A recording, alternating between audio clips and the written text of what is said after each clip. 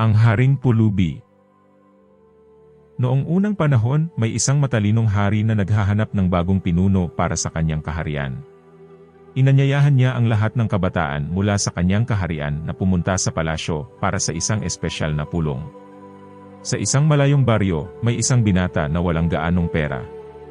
Nagtrabaho siya ng mabuti upang maghanda para sa kanyang malaking paglalakbay patungo sa palasyo. Inisip niya na kailangan niya ng magagandang damit at ilang gamit para sa kanyang paglalakbay. Sa kanyang paglalakbay, nakasalubong niya ang isang pulubi na nilalamig at walang magagandang damit. Naawa ang binata sa kanya, at ibinigay ang kanyang bagong damit at ibinahagi ang kanyang pagkain. Nag-alala ang binata na baka magmukha siyang masama sa palasyo dahil sa kanyang lumang damit, pero nagpatuloy pa rin siya. Sinikap niyang magmukhang maayos, ngunit nang dumating ang hari, nagulat ang binata. Ang hari ay mukhang eksaktong katulad ng pulubi na kanyang tinulungan.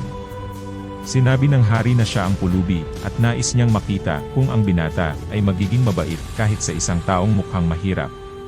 Sinabi ng hari na ang pagiging mabait ay nagpapakita ng karunungan, mas mahalaga ito kaysa sa pagiging matalino lamang. Ang gintong aral sa kwento ay ang pagiging mabait at mapagbigay sa kapwa, kahit sa mga taong mukhang mahirap o walang-wala, ay isang tanda ng tunay na karunungan at kabutihan. Mas mahalaga ang kabaitan kaysa sa pagiging matalino lamang. Ang kabutihan sa puso ang tunay na sukatan ng isang mahusay na pinuno,